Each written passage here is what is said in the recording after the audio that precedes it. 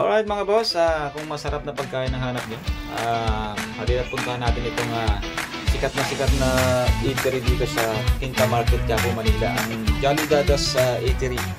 Una, napanood ko lang to sa sa internet, na pinipilahan ng mga parokyano. So ngayon, napadaan tayo ng Quiapo at subukan nating makipila dito sa sa sikat na kainan dito sa sa Quinta Market.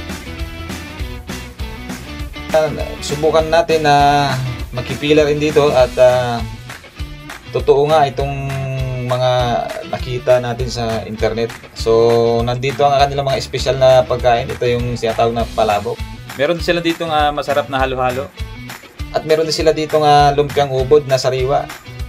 So talagang matatakam ka dito mga boss sa kanilang mga inihain mga paninda rito sa ating mga kababayan. Talagang makikita mo na pinipilahan na talaga. So na-experience ko na rin sa ngayon na pinipilahan talaga itong Jolly Dadas eatery na to. Para sa inyo kalaman mga boss, ito palang Jolly Dadas since 1940 pa inumpisahan na. So napakatagal na, halos dekada na nakalipas. So simula nung itinayo daw talaga to marami daw dito mga artista minsan na kumakain. So mga panahon pang late 80s yata, 90s ganun. Sadyang sikat na talaga tong eatery na to. Bagamat maraming kainan dito sa lugar na to, pero sila talaga yung makikita mo na talagang pinipilahan.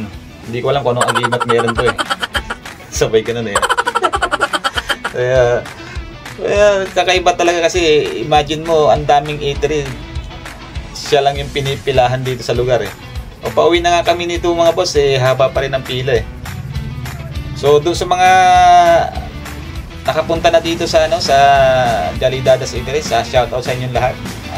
Anong pakiramdam ng pagpila? At naranasan din yung kung paano kumain dito sa Jolly Dadas Eateries. Sa akin palagay na masarap naman yung yung kanilang tinatawag na special palabok kasi kumpleto sa Ricardo Andiyan na lahat, may pansit, may bagnet ang tawag dito bagnet saka pusit.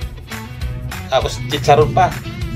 Kaya talagang matatakam ka dito sa lasa nitong special nilang palabok So mga boss, kung nais yung ma-experience, punta lang kayo dito sa sa Quiapo, Manila, sa may Quinta Market.